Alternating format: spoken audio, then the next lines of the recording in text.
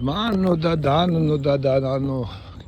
Ai suke namduli zapkhulis namduli dila. So that მაინდზე უკვე შემომეპარა და უკანა გზაზე დამცხება. აი ეს უკვე ნამდვილი ზაფხულია. ხო, კაცო, რა დამემართა ეხლა მე პატარა რაღაცა ამ ჩემს კვლევაში. და ეხლა შევხედე და უკვე გამოდის რომ წელიწადზე მეტია რა, წელიწადია რაც ამ რაღაცებს ავწერ და სიმართლე გითხრათ უკვე კარგად აღარც მახსოვს კარგად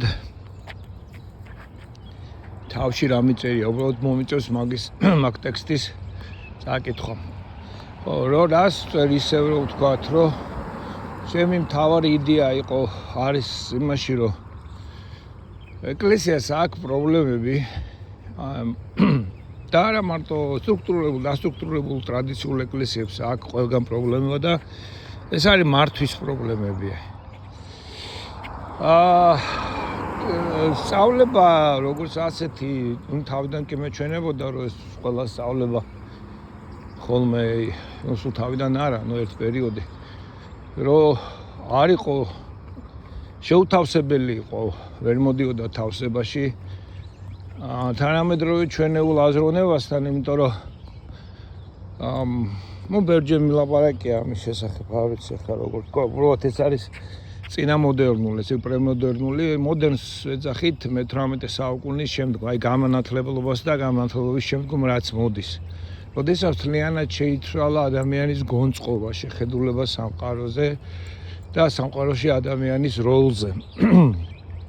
ეს დიდწილად განპირობებულია ფრანგებიდან, მაგრამ მთავარი წიგნი მაინც უცნაურია და გამანათლებლობის მთავარი წიგნი და შემდეგ მოდერნისტების მთავარი წიგნი არის აი ეს კანტის რა არის გამანათლებლობა, რომელიც გიგა ზედანიამ თარგმნა და საკმაოდ კარგი წინასიტყვაობას დაურთო. ძალიან თავშეკავებულია გიგა თავის ნაწერებში და ძირითადად ის რომ რამდენადაც ის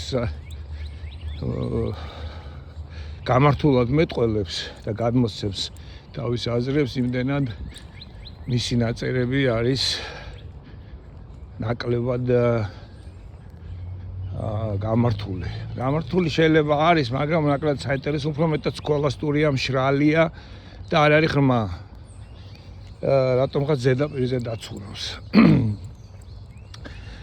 ხო, ეს რაც არის კარგია, მაგრამ თან ისეთი ტექსტები აქვს, რომ აი ვერც გაცნობიერებულ მკითხველს დააინტერესებს და ვერც მაგალითად სტუდენტს ან მას ვინც ამ საკითხში გაურკვეველია და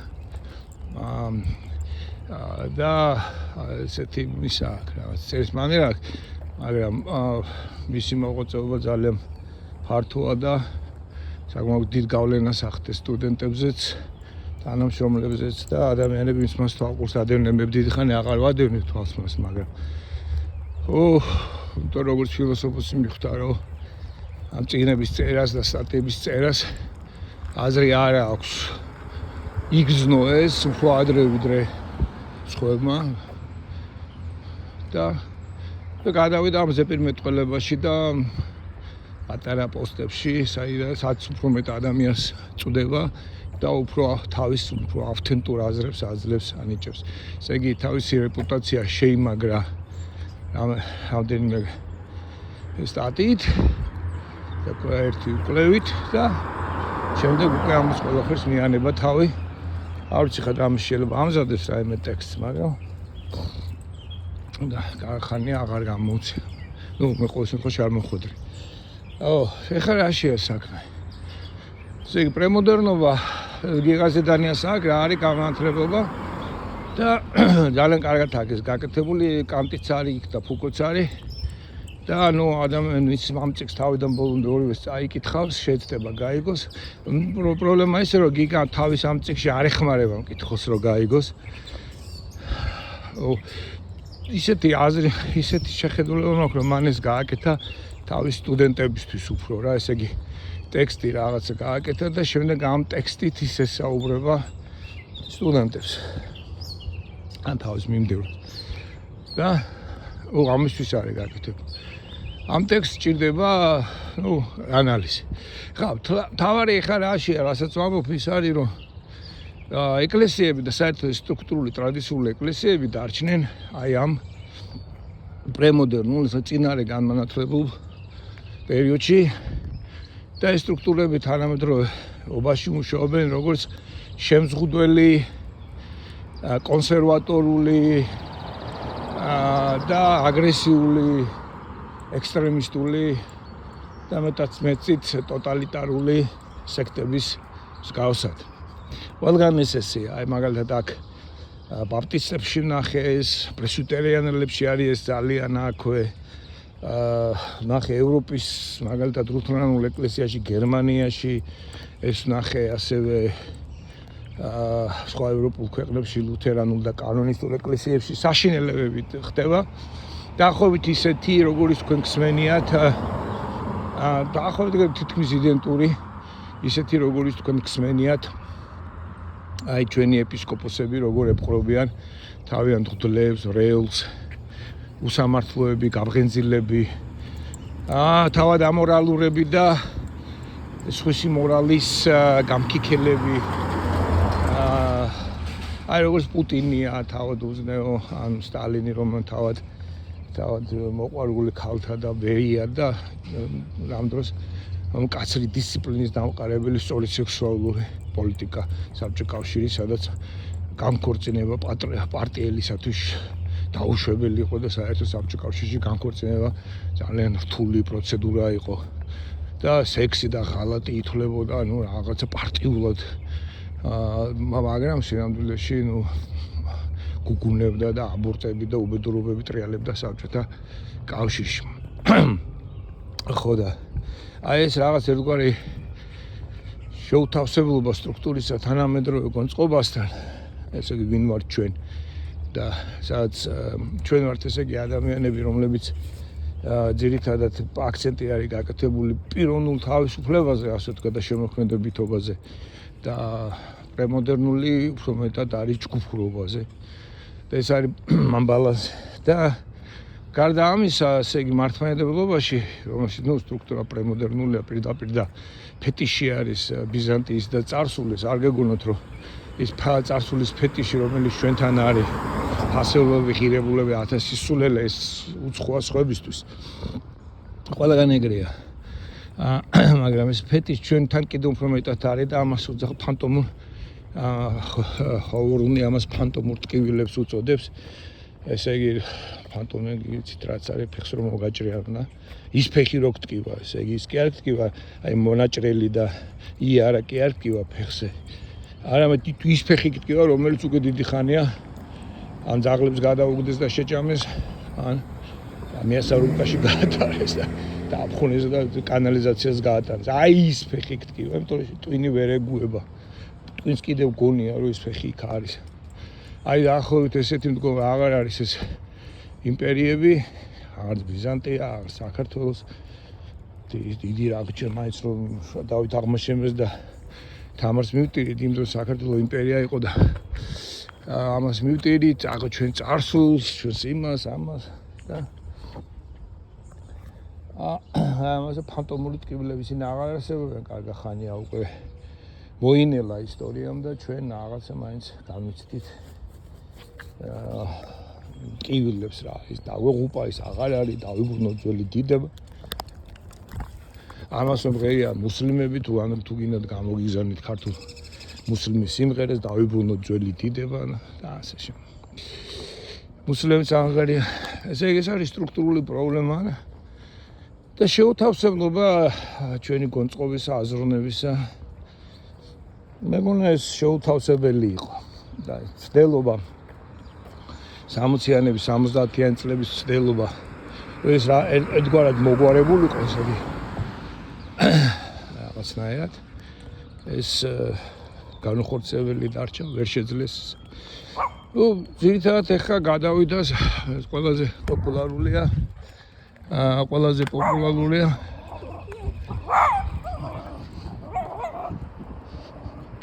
ყველაზე პოპულარულია ეხლა უკვე პოლიტიკური თეოლოგია, ძირითადად აი პოლიტიკურ თეოლოგიაზე მიდის ხოლმე ლაპარაკი უკვე მართლა აი ბოლო სინედრია იყო ესეთი სიმპოზიუმი რაც კონფერენცია საბერძნეთში იყო იწერება ხოლმე ანოტაციები იმ გადავოლე თვალი და იქ იყო ესეთი ესე იგი მთავარი მოტივი იყო აი იდეალი რომელიც გვაქვს მართლმადიდებლებს და ძირითადად ეს იდეალია ბერი და მოწამე ან ხელმწიფე იმპერიის ეს თვითონ უფრო იმპერიას შეეხება ვიდრე ხელმწიფეს ხოლმე კანდიდატება ხელმწიფეების ხო და თუმცა საქართველოში უფროა ვიდრე საბერძნეთში მაგრამ საქართველოშიც არის ძირითადად გორგასალი მაგალითად ძირითადად ეხება გორგასალს აღმაშენებელს და თამარს მერიანი ცხადია გასაგებია ხოს მერიანი ხო და აი ამ სიტუაციაში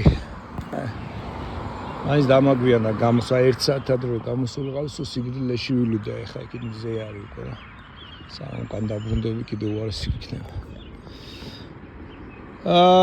ხო და არის თუ არა მართლმადიდებლობა თავისი აზროვნებით მართლა შეუთავსებელი თანამედროვე აზროვნებასთან და არაფერი სხვა არა გვაქვს, არ გვექნება და ვერ გვექნება თუ არა აი ეს ანტიდასავლური და შემდეგ ჩვენს ქვეყნებში დიქტატორების და ტოტალიტარიზმების ჩამოყალიბება.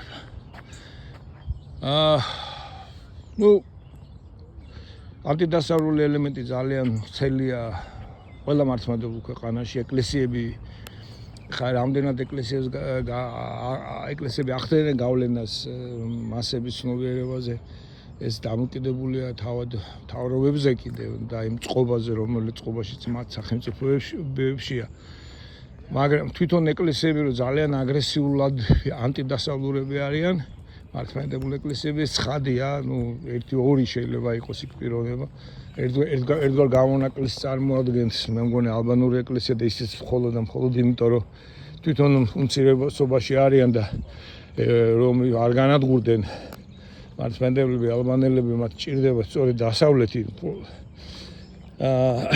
დასავლეთის თუ შეამაგრებთ მათ და ძალიან ალბანელები გაედინებიან ძალიან ბევრი ალბანელი გაედინება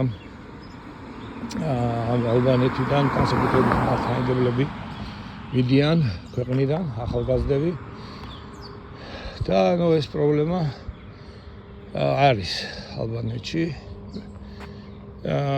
დემოგრაფიული პრობლემა ეხლა ალბანელებს ნაკლებად ექნებათ უფრო ექნებათ მართლმადიდებელ ალბანელებს პრობლემა ექნებათ თორე ისე ალბანელები ნახევარი მსოფლიო მე მგონი ალბანეთი კოსოვო და კიდევ უამრავი ალბანელი კოსოვო და ალბანეთი მუსლიმები არიან და რაც პრობლემას უქმნით მათ მუსლიმებს კიდე ცალკე პრობლემები აქვს ხო და ეს არის ესე იგი საეკლესიო სტრუქტურა ჩემი გადასახედიდან პოლიტიკური თეოლოგიაზე რამდენიც არ უნდა ვილაპარაკოთ საველოო ჯამში ყველაფერი მაინც მიდის დადის ეპისკოპოსის ძალაუფლებაზე ის რაც მოდერნმა გააკეთა და თქვენ თვითონ ხა ფრანგები ხა დაწვრილებით მიცით მე არ ვიცი ეს ისტორია დაწვრილებით იქ რამდენი რევოლუცია მოხდა და რამდენი შებრუნება და რამდენი გადაბრუნება იმ საფრანგეთის რევოლუციის მერე მაგრამ საფრანგეთის კონსტიტუციამ დიდი როლი ითამაშა მაინც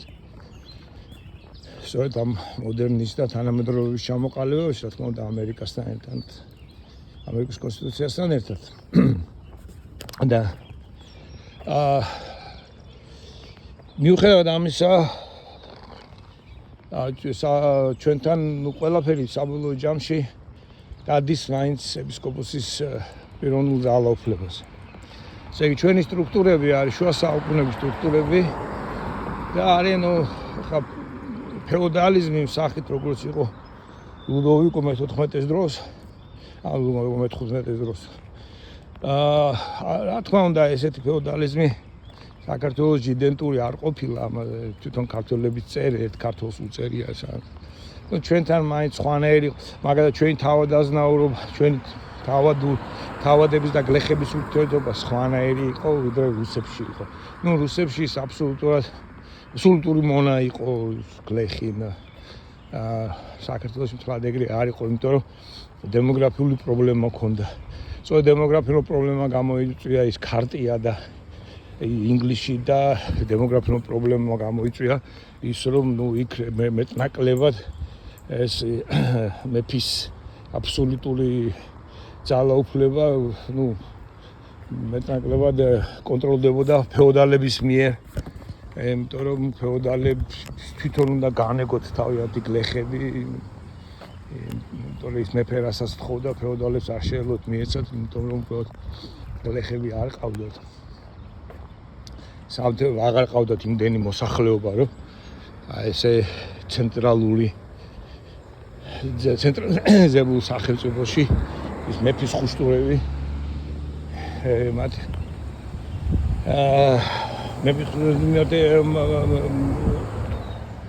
მიხედვით ეცხოვრეთ და ჩემი თავარი მიზანი აქ იყო ის რომ რამე დამენახა რომ ეს პოლიტიკური თეოლოგია მაინც ზოგადად სახელმწიფო ეკლესიის და ეკლესიას როგორც პოლიტიკური ერთეულის და პიროვნების როლი იქ თქვათ ეკლესიაში მანდამაინც არ არის გამოყოფილი.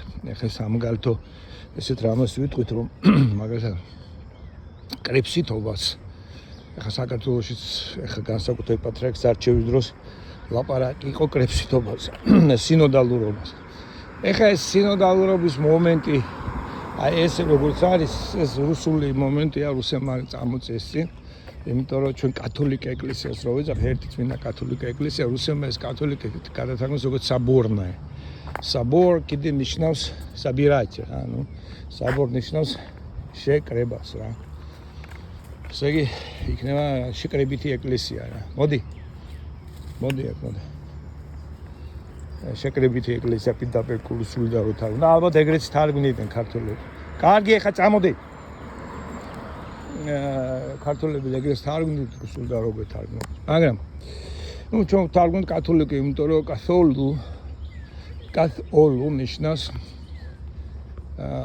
ორ რაღაცას ნიშნავს ოლოს არის მთლიანი კაც არის მიხედვით რა ამ შემთხვევაში მთლიანის მიხედვით ან შეგიძლია ოლოტით არის მთლიანობა მაგრამ ოლოს არის ყველა ამიტომ ბერძნულში რაღაცნაირია ჩადებული კათოლუ არის ერთ მთლიანობას ნიშნავს მაგრამ ამავე დროს არის პატარა ინტუიცია ენაში თვითონ ენის აი თვითონ ენაში დევს ხა ეს და ეს რომ არ დომოდათ ამ სიტყვის წარმოქმნისას წარმოიქმნა კათოლუ წარმოიქმნა შეიძლება არავის არ ქონდა გაცნობიერებული მაგრამ მაინც თვითონ სიტყვებით ეტიმოლოგიაში იმიტომ შეისწავლიან ეტიმოლოგიას ხოლმე რომ თვითონ ის სიტყვის ფუძეები რაღაცნაირად მაინც მოქმედებენ ადამიანის ქვეცნობიერზე ხო და ეს კათოლუ აი მაგალითად რო გვაქვს ჩვენ ეს კათოლუ კაც ნიშნავს ასევე კათოლუ არის ესე იგი ყველას მიხედვით მაგრამ არის თითოეულის მიხედვითაც მომის ოლუს ყველას კაფე კასტონ არის ბერძნული კაფე კასტონ ეს თითოეულს ნიშნავს ეკასტოს თითოეული მაგრამ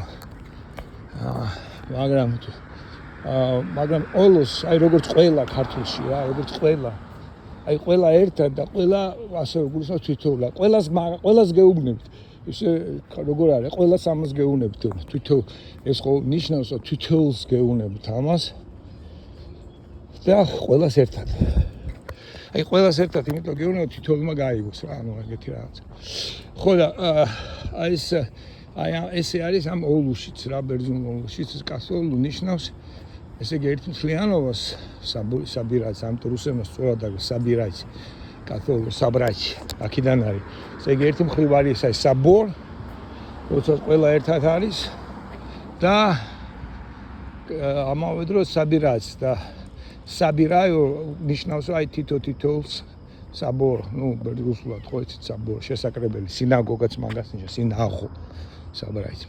მაგრამ ბრაც არის ბრაც საბოი, ესე ტარებას ნიშნავს, ბრაც აღებას ნიშნავს, წამოიღე. წამოიღე, ხო, აიღე, წამოიღე. ბრაც, აქედან ზოგი. სინაღოგი კი არა და საბორ ნიშნავს თან ხებული. კრებას იმდენად არ ნიშნავს, მაგრამ შეკრებას ნიშნავს. შეკრებას უფრო ნიშნავს, ვიდრე კრებას. შეკრებას ნიშნავს. ხო და ბერძნებმა, რუსებმაც აი ესე იფიქრეს რა, რომ საბრაც არის ესე თითოეულს, რომ აი ეს ინტუიცია არის, როგორც თხე კათოლოს, რომ ეს არის, რომ გამოკრებ და დაუკავშირეს ეკლესიას, რა თქმა უნდა. და აქედან წამოვიდა ლაპარაკი, რომ ეკლესიის თავარი საზრისი არის უბრალოდ ეს კრებსითობა. მაგრამ ეხა ეგეთი რა და ეს ამან დიდი გავლენა მოახდინა მე საბორნოს ეს რაღაცას სლავოფილებმა გაწამოწიეს წინ ეს ხამე აკომა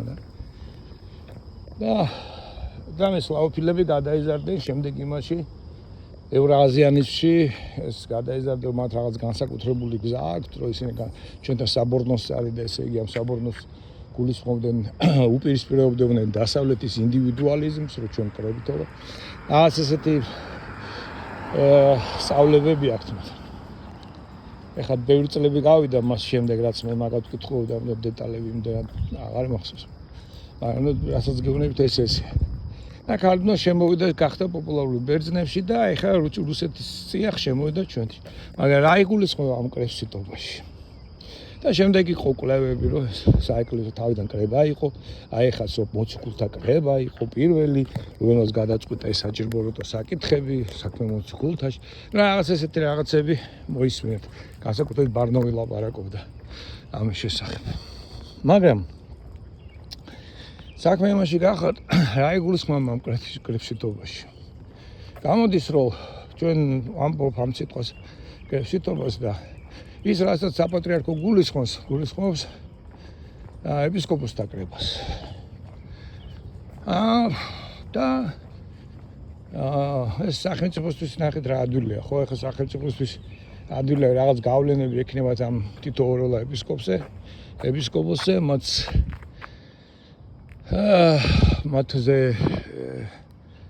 მათზე გავლენას და შესაბამისად გადაწყვეტილებას მიიღო ნახეთ ჩვენ ეს რომ ესეც მოხდა ხო შიოს არჩევის შემთხვევაშიც რომ სახელმწიფომაც იმედმაც რაღაც გავლენები იქონია მაინც ამაზე თუმცა ეს კანდიდატები რომლებიც შიოს წინააღმდეგ დააყენეს თუნდაც ის აეწყო შიო ყველაზე მე ხა შიოს უჭერდი იცით ხარს ჩემი და უბრალოდ იცით რა არის ხო მე ინფორმაციები შიოს ხო ვიცნობ მაგრამ იმის მერე იმდენი წლები გავიდა რომ ის შეიძლება შეიცვალა კიდე თუმცა ეხლა რომ უყურებ რაც პატარა კადრები როჩდება ისევის ბიჭია რა მაინც არ ვიცულებით რა მაინც მანდამაინც ძირეული ცვლა მაგრამ მაინც რაღაც შეხედულებებში შეიძლება შეეცვალა რაღაცა ამიტომ თავს ვერ გამოდებ ხა ზუსტად მესმოდეს მიცი და ვიცოდე ლაპარაკობ 30 წლის წინამდე ჩვენს ურთიერთობაზე და მე 20 წლის წინამდე კი არა მეტიც ვემგორ ხო და ეს გასაგებია რა და გასაგებია და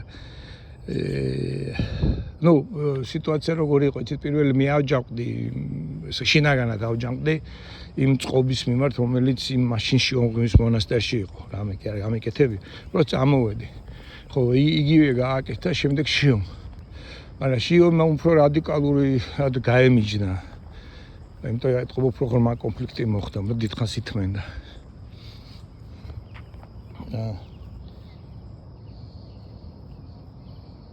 და მე ვატყობ არა იგით ცოდოა ის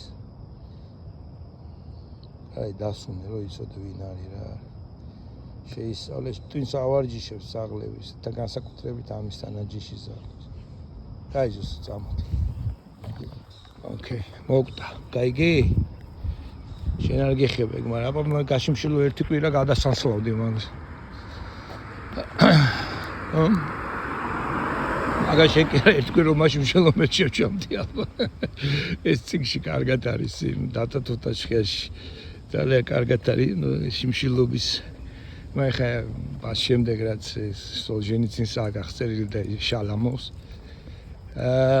იმის მერე შიმშილი რა არის ანუ კონცლაგერი ვისაც აქეთ ახსენებ და ის მაგარი წიგნი იყო ეს ძალიან მომწონდა მაგრამ მოძველდა ხა ერთი გერმანელი ფსიქოლოგი მოხვდა თვითონ კონცლაგერში და მე თვითონ ამ ფსიქოლოგმა დაწერა რა წიგნი ერთი კარგი კრებულია მოიძიეთ ინტერნეტში არის მასების ფსიქოლოგია რუსებმა 2006 წელს გამოჩნდეს მაგის ანთოლოგია. ეს რაც კი დაწერილია რა მასების ფსიქოლოგიის ის შესახებ დიდი წიგნია რა. და ის წიგნი არის ნუ ქრესტო მაშინ ჯერ კიდე არის ყო ეხა ვინ გამოცეს მაგ წიგნს რუსეთში. ახლა იქ არის ინტერნეტში დევს მე ინტერნეტიდან ჩამოტვირთე და მაგარი იყო რა ნუ ეხა ერთი არ ვიცი 5-6 წლის წინ წავიკითხე 7 არ ვიცი ხო მოკლედ და ეს პოლიტიკური თეოლოგია მეგობრებო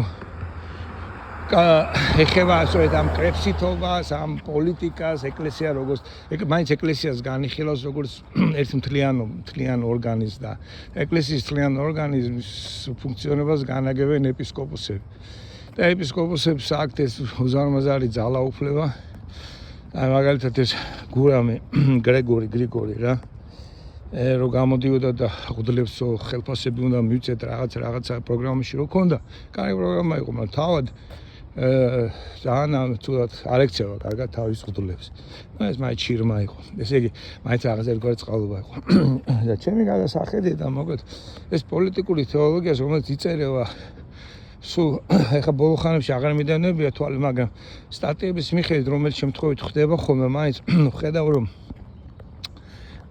ძალიან მიდის ეს ცოტა უკრაინის ომში აფერხა მიდის მაინც აი მართლმადიდებლური პოლიტიკური თეოლოგიის ჩამოყალიბება რომელიც გითხარი ძირითადად დაიწყო 2010 წლების მერე მანამდე მეტნაკლებად მაგრამ იმის მერე დაიწყო ბევრი ნუ რაც კი გამოსულია წიგნები ძირითადად მაგის მერე გამოვიდა არის იქ მაგის ანთოლოგია შეიძლება მაგის საკითხს და მცდელობა ბოლო მცდელობა იყო ეკლესიის სტრუქტურა იმისი ხოლმე მაგრამ აი რო გითხრათ ესეთი ის არის რა წიგნი არის კათოლიკეების და მართლმადიდებლების დიალოგი 10 წლიანი ბოლო 10 წლიანი შეჯამება. დაახლოებით ის და მოგეთ 2000-იანი წლებიდან მოყოლებული რაღაც 2015 წლამდე თუ რაღაც ესეთი და ნუ მოგეთ გამოვიდა წიგნი რა ინგლისურად. რაღაც იმის ჩვენ დაგვირიგეს ეგზემპლარები და მაგრამ იმაშიც მოგეთ ინტერნეტში არის რა იმას აქვს ამერიკის მართლმადიდებლურ ეკლესიას, ბერძნულ მართლმადიდებლურ ეკლესიას თავის ვებსაიტზე უდევს ეს. და იქ ღვთლებით მონაწილეობენ რაღაც. და იქ სწორედ აი ხაზგასმულია რომ მაინც კრებსიტობა ნუ დაუთავრდეს პაპის. თორე რეალური პრობლემა რომელიც დღეს გვაქვს კათოლიკებთან ეს არის პაპიზმის გააზრება რა პაპი კი ესე ეძახიან ბერძნები. პაპიკები. და ის რომის პაპის ესე იგი სტატუსი რა ესეთი ონტოლოგიური გინდა თქვა თან ეკლესიოლოგიური სტატუსი. ხო და აი ამ ვითარებაში აი ამ კრებს ამას აიკითხავ და სწორედ ხალგასმულია კრებსითობა. აი კრება უნდა იყოს რაღაც უნდა ხაწვინავანებთან არ არის ეგ ხა ერთი მაგალითი მოყავს ნუ აი პირველ საქმემოცი კულტაში კრება იყო კრებაზე შეიგე და რამდენად ეს ერთი ხა რეალურად რამდენად ეს საქმემოცი კულტა ჩვენ შეგვიძლია განვიხილოთ ისტორიულ წიგნად ესე იგი საისტორიო წიგნად ნუ ახლა ამაზე ლაპარაკი ზედმეტია მართლა მოხდა როგორ მოხდა რა საკითხები განიხილეს როგორ განიხილეს ეს თავად იმ რუსულ ლიტერატურაში არის სხვადასხვანაირად განხილული რო აღარ ვილაპარაკო უკვე საერთოდ ნუ ეს არის ტექსტი ეს არის ერთგვარი საქმემოცი კულტა არის ხატი ეს დაახლოებით ისეთია რომ აი რაღაცა ხატი რო გექნება დახატული რომელიღაც წმინდანის და რო თქვა რომ აი ეს არის მისი პორტრეტი. არ არის პორტრეტი, ეს არის სიმბოლო. აი ესე გამოსახა ეკლესია ხა მე-15-მე-16 საუკუნის საღვთელმთავროს შესამოსვლით დახატავენ ეგნატე ღმერთშემოსავლს. ბიზანტი ჯერ არსებობდა და ბიზანტიურ შესამოსვლს. ხო, ნუ ეს სიმბოლოები, გასაგებია, რომ ეს უბრალოდ სიმბოლოები. და ეს საკმაოდ სკულად ესეთი. ნუ მე ნახოთ ეგ როგორი კრებსითობა იყო. თუ პირველ კრებაზე მაგალითად კონსტანტინე მოიწვია, ეგ დიაკონი ესწრებოდა ათანასე. ხო, დიაკონის სტატუსი ესწრებოდა. შემდეგ კრებებზე ჩვენ ამას ვერ ხედავთ. კი პრესვიტერები მიდიოდნენ როგორც პაპის წარმომადგენელი, შეიძლება დიაკონის ყოფილიყო როგორც პაპის წარმომადგენელი, მაგრამ როგორც თავისთავად პიროვნება ის იქ არ განიხილებოდა და მას არც არანაირი როლი არ ჰქონდა გარდა იმისა, რომ ყოფილიყო მაქსიმუმის სტატუსი შეიძლება მრჩეველი ყოფილიყო, როგორც ათანასეს შემთხვევაში და არაჩემ შემთხვევაში ეს მრჩეველობაც არ ჩანს. რეალური კრებსითობა პარლამენტარიზმი, ასე ვთქვათ, არ არის ეკლესიაში და არც იმ წიგნში რო გითხარით კათოლიკებს და მართლმადიდებლებს შორის ურთიერთობაზე. არც იქ არის. და იქ მთავრდება წიგნი, რომ იქაც ლაპარაკია საერთო ჯამში ეპისკოპოსთა კრებაზე. ნუ იმ დოკუმენტის თავარი მიზანი სწორედ აი ამ პაპიზმის გადალახვა არის. ისე როგორც ეს ჩვენ გვესმის და აი ამ ორი იდეოლოგიის, ან იდეის, ან ფილოსოფიის, ან ეკლეზიოლოგიის რაღაცა შეთავსებადობის ძიება, ამიტომ იქ ხო დაწვრილებით უნდა მოიხაზოს ზოგადი ჩარჩო. ზოგადობიდან იწყებენ. თუ კი ზოგადობიდან იწყებ არადა არისტოტელესთვისაც და მართლმადიდებლობისთვისაც თეოლოგიაში აცავნეულს მოგეჩვენოთ მაგალითად მაქსიმესთან ყველაფერი იწყება კერძოდო პროტიუსია და ეს პირველი კერძოდან ინდივიდიდან იწყება და კი შემდეგ ინდივიდზე დაკვირვების აკირების მიხედვით წარმოშობილ ზოგადობებს აი კოკი დაუკვირდებით ძაღლებს ზოგი ესე იქცევა რაღაცა ნიშნების მიხედვით ინდივიდებს დაუკვირდებით და ეს არის კოკესპანიერების სახეობა რაღაც ჯგუფი ალბათ იქნება სპანიერების ჯგუფი და ასე შემდეგ ეს ზოგადობები იქნება მე დაუკვირდები ადამიანებს და შევხედავ და ეს ადამიანები ერთმანეთს გვანან რაღაცა ისინი ალბათ არიან ქართველები რაღაცა მახასიათებლები აქვთ ეს ქართველი ზოგადად მაგრამ ქართველობა არის განსაზღვრელი თუ პიროვნება ხო ეს საკითხი ხო გვიდგას ახლა ჩვენ ხო და აი ამ წიგნში დგას ესე ქართველობა მთავარი და არა პიროვნება ნუ ეს ტიპიური ტოტალიტარიზმი ეს დიდი ნარატივები და რაღაცები აღარ მუშაობენ თქმულავენ პიროვნებას გასაგებია ხო და ის კი არა ადამიანის საკუთარი ფემინიზმის არის რომ როგორ უწყოვდება მაგალითად ქალი რო განწირულია როგორ მომწყდეულია თავის სხეულში იქ menstruacja იწყებს რომელიც მას არ უნდა იქ რაღაცა მისი კვერცხი მწიფდება მე ის უნდა გარეთ გამოვიდეს ტკივილის სახით რომ ქალი არის საზოგადო ქალი უნდა თავის მე სხეული მიცეს ბაუშს იმ თავისი კერდიც უნდა და ქიშმიშებინოს იმ ბავშვს ქმარს უნდა ისა მისი სხეული არის მის სხეულსა და მას შორის ქალს შორის თვითონ ქალს შორის არის პრობლემა ესე იგი ნუ წარმოიშვება პიროვნების რა არის პიროვნების იგი უნდა ამოვხვიდე ინდივიდიდან და მეტის პიროვნებიდან რომ მოხდეს ემანსიპირება ქალის და ასე შემდეგ ჩვენ ადამიანები მოხუცები მაგალითად როგორ ან მე როგორ ხმე გასუკავსუკდი ძალიან რაღაცა წიკები, ჩვევები მაქვს უკვე ისეთი ჩვევები რომლებიც მეზისხება ეს ჩვევები და ამის დეპრესიაში მაგდებს ჩემი ჩვევები მაგრამ ვერ ვიშორებ ამას და როგორ ავარ გაუცხოებული საკუთარ ტანთან, საკუთარ სხეულთან და საკუთარ გნებავთ ნუ რა ვიცი, ბუნებასაც კი თქვა. ხო, ბერდებით რაღაცა, კბილები გაწუხებს, თმები გწივა, სუქტები და ასე შემდეგ. მახინჯდები რა მოკლედ. ვეღარ დადიხარ, ვეღარ თამაშობ, ვეღარ დავდივარ და იმდენი რამე მткиვა ერთბაშად. რო ეს ახალგაზრდობაში ეს რომ მქონოდა შეიძლება შოქში ჩავარდნილიყარ, მაგრამ რა მივეჩვია. მარცხენა ფეხი, მარჯვენა ფეხი, წერი, კუჭი, ყველაფერი და ამ ტკივილებით დავდივარ ახლა და გელაპარაკებს ხმარს, მარცხენა ფეჭი და მთელი ამბები რა მოკლედ რა, რაც ჩვეულებრივი ამბავია. ხო და ამ სიტუაციაში, ესე იგი, როდესაც მთლიანი ჭარბობს ინდივიდზე,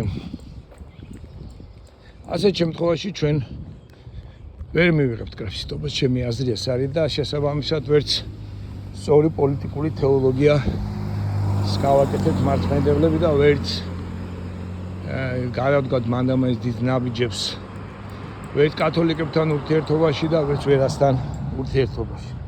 იმიტომ ეს რეალური პრობლემაა, მაგრამ სანამ აი ეს წარსულის ინსტიტუტები, რომლებიც უფრო მეტად წარსულში იყურებდნენ ვიდრე მომავალში, აი ამ ინსტიტუტებს არ ეკნებათ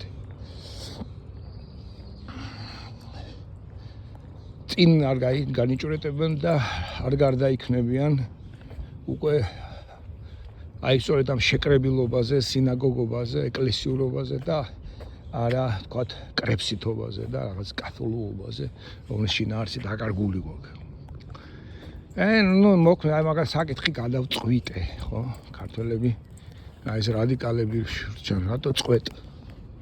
შე რაღაცა სადაც ვიწრო ეგ გაწყდეს. რატო უდგებით ასე, როდესაც უბრალოდ უნდა გადავწყვიტოთ საკითხი. ესე იგი გადავწყვიტოთ საკითხი არის ისეთი რაღაცა როდესაც ნუ ესე იგი ორი მხარე სულ საბოლოოდ ემიჯნება ერთმანეთს, წყდება ეს ორი საქმე. არის ვიწრო იქ გაწყდეს. როდესაც არის solve. ვერცმა ინგლისურად არის solve, ხო პრობლემა. solve არის გახსნა, ამოხსნათ, გავხსნათ პრობლემა, საკითხი. გავხსნათ, გავშალოთ. ესე იგი არ გავწყვიტოთ და კვანძისა თუ არ იჭრება, კვანძი უნდა מחვილით გადაიჭრას. რუსულად არის ბერძნულად არის კრინო. ალიო ლიოც არის, ახსნას ნიშნავს, ან კრინო გადაწყვეტი. ეკრინა, ვიმსჯელე, გამოვიტანის ამჯელი. კრინო საბუძველი ნიშნულობით ნიშნავს მოხვევას. აი მოსახვევში, გზაგასაყარში რო დგახარ ეს ტრაგედიებშია, ხო, პოინტი როცა არის გზის კაირად გზის გასაყარზე ხდება. ოიდიპოს მამამისი, ხო. გზაჯვარედინზე რო ხარ და რომელიღაც ერთ გზას აირჩევ. ესეთი, ნუ აქ გადაწყვეტასთან უფრო ახლოს რაღაც ერთ გზას უარყოფ, მეორე გზაზე მიდგები. მაგრამ, ავიც შეიძლება იქ კრინო მოხვევას ნიშნავს, აი უხო. მაგრამ მაინც არ არის ეს რადიკალური როგორც ქართული გადაწყვეტა.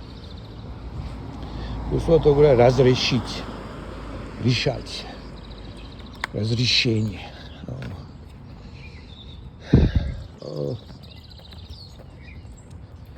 Good morning. How are you? ხოდა.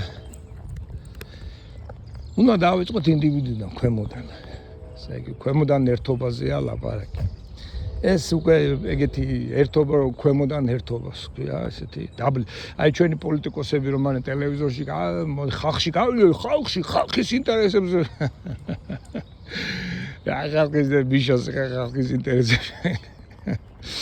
ხო, ამბიძინოს. ნუ ძირითადად ყველას უნდა ზემოდან მოაგვა, აი პარტიებში მოგვარდება და ხალხი ბრბოა ბიჭო. ესეთ უდგებოდნენ, მაგრამ ნუ მიხვდნენ რომ ბოლო შენ თუ დემოკრატია გინდა და დემოკრატიული არჩევნები გინდა და შენ თუ გინდა რომ ხალხი აგყვეს საბოლოო ჯამში, აი მაშინ იმ ხალხის პრობლემებზე უნდა ილაპარაკო და გაიხედო მომავალში, ხო, რასაც მაგალითად გიში ამას, წარსულზე კი ნუ ლაპარაკობ და ომებზე და რაღაცებზე. ამინისტია გამოუშვა და ვილაპარაკო თუ როგორი სახელმწიფო გვინდა და როგორი იქნება ამ სახელმწიფოში თითოეული ადამიანის ადგილი და ეუბნება თითოეულ ადამიანს დაუბრუნოთ ვიცით ქონება რომ თითოეულმა ადამიანმა საკუთარი ძალებით, საკუთარი ინტელექტით, საკუთარი სურვილებით, საკუთარი სწრაფით ბედნიერებისაკენ გადაწყვიტოს მისი ქონება როგორ გამოიყენოს. მისი ქონების საკითხი გადაწყვიტოს. აი გადაწყვიტოს კვლავ სიტყვას ამოხსნას. გამართოს. ხო, ეს მაგალითად ადრეც ვიძახდი რომ სახელმწიფო გვაქვს სიტყვა, სადაც ხელმწიფე, ესე იგი, ვისაც ხელი მწიფეა, მწიფე ხელი ესე იგი ნიშნავს მტკიცე ხელი, და ამიტომ მოწყალე ხელი, ხო?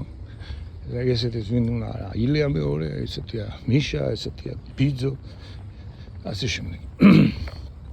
კვლავ ლიდერს და ბელადს ველოდებით ასე, თვითონ სიტყვაში გვიდევს ეს, რომ ესეთია ჩვენი წარმოსახვა. აი პატრიარქის კულტის წინ წამოწევა, ეს კულტი ხო ჩვენ შევქმნით ადამიანებმა. ამიტომ საკითხი უნდა ჩემი აზრით უნდა დაიწყოს სწორედ აი ერთობა დაბლიდან. თითოეული ადამიანის როლი აი ამ შეკრებითობაში, ეკლესიაში. თითოეული მრევლის, თითოეული სამრევლო პირის. ეპისკოპოსი ყველაფერი გადის ჩვეულებრივ ეპისკოპოსთა სტატუსზე, ეპისკოპოსთა ძალაუფლებაზე.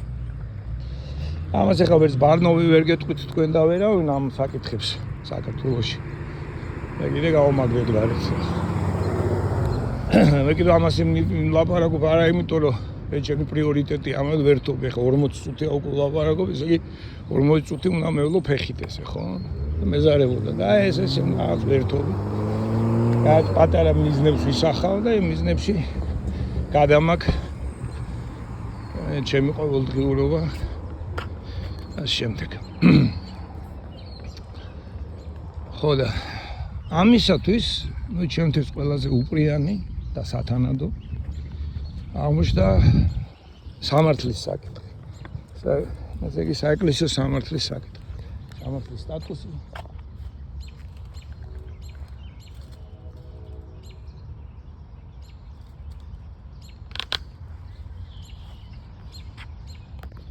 ჩიტი დაინახა ამ შტერმა და იმ ჩიტს რაღაცა ჭირს. ზუზუ არ მოგცემ ხა მაგ ჩიტის მოკლის საშუალებას. შანსი არ არის. იგე ბიჭო ხორცის ჭამა მიჭირს ხალხო. თან მიყვარს გემოს, ესე იგი ვეგეტარიანელი არა ვარ. მაგრამ ღორის ხორცის ჭამა უკვე ნუ იბრიდები ისიც დღეში ვარდები რა, ნუ აი თუ ძალიან არ ძალიან აი თუ ძალიან ნამშია თუ სწრაფად არ შევჭამე, მოკლედ ხორცი რა. და საკმარისი აი პირველი ნიშანი დანაყრების, დაკმაყოფილების რა. და იმ წუთში, იმ წამში აღარ შემიძლია იმ ხორცი ჭამა, იმიტომ რომ წარმომიდგება ის ცოცხალი არსებები ხოლმე რა თვალზე. ერაფრით ვერ ვიშოვებ, ნუ რაღაცა ვცდილობ ყურადღება გადავიტანო ტელევიზორს უყურე. ხო? ეს არის საეკლესიო სამართალი, სადაც სამართალი ყველასთვის რა მოკლედ ასე ვთქვათ. როგორ უნდა იყოს საეკლესიო ეკლესია როგორ უნდა ფუნქციონირებდეს, სადაც პიროვნებებს თითოეულ პიროვნებას აქვს თავისი ადგილი, როლი და სამართალი როგორც ონტოლოგიური საკითხი და აი ამაზე მუშაობ ეს უკვე წელიწადზე მეტია.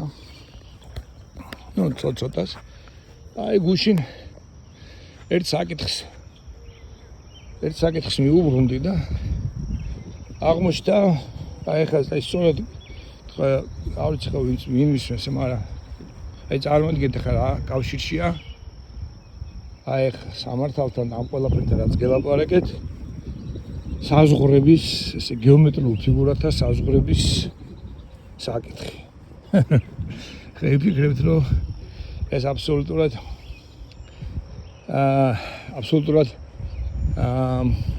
შეუშაბამო საკითხია, მაგრამ საქმეც მაგაშია რომ საზღვრების საკითხი უკავშირდება სწორედ ერთისა და მრავალი საკითხს მეუბნება. ის რაც არის მთავარი ფილოსოფიური საკითხი.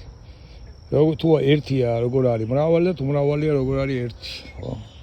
თუ არის ეკლესია ერთი როგორ არის ის მრავალი ეკლესია ამ დროს და როგორ არის ეს მრავალი ეკლესიაში კიდე მრავალი პიროვნება. როგორ არის ქრისტეს ტანი ერთი, რომელიც შედგება უამრავი სხვა კიდევ ტანისგან. ესე იგი, როგორ ეხება ქრისტეს ერთი ტანი, სხვა ტანების საზღვრები, როგორ არის ეს გამიჯნულები ერთმანეთთან, რა არის საზღვარი, საზღვრის გაგება როგორია. და თქვენ წარმოვიდგინეთ, ეს არის ურთულესი საკითხი, რომელიც საკითხიც არ გადაუწყვეტია წმინდა ვერც ეკლესიამ, ვერც ფილოსოფიამ ვერ გადაწყვეტა ეს საკითხი და დღეს ეს საკითხი დგას ძალიან მყარად ამოუხსნელად, აი მაგალითად საკითხი იმისა, აი მარტივად რო გითხრათ, ყოვლიერება არის უსასრულო. აი მაგრამ არის სამყარო, ხო? აი ჩვენს აფეთქება ბიგ ბანგი წარმოიშვა რაღაცა გაფართოება ფართოდ. რა არის აი ამ აფეთქების მერე წარმოშობილი სამყაროს კავშირი? იმის იქით. რა არის არაფერი. სად გადის ზღვარი არაფერსა და რამის შორის? აი ეს საკითხი წარმოიშვა სწორედ აი სამართლის ონტოლოგიას რო განიხილავ, იქ დგება ეგ საკითხი, ხო? რაღაცნაირად. და ეს საკითხი თავისებურად აქ გადაწყვეტილი. გადაწყვეტილი არ აქვს, მაგრამ რაღაცნაირად რადგან მაქსიმე ამუშავებდა სტოილებს, მოგეთ იქ მაქსიმე ამ საკითხს რაღაცნაირად მიმოიხილავს თავის დაუნებურად და ძალიან მაგრად. უმაგრესად. და აი გუშინ ახლა დავხდეს ესე იგი 1 2 3 უზარმაზარი ტექსტი, რომელიც აკითხული მაქვს სამეორდა. და ეხლა ხელახლა მიწევს იმის გადამუშავება, არა და მინდოდა აქეთ გამოდის 4 ტექსტი, მაგრამ ის მე-4 ტექსტი უკვე დავამუშავე და მიდევს.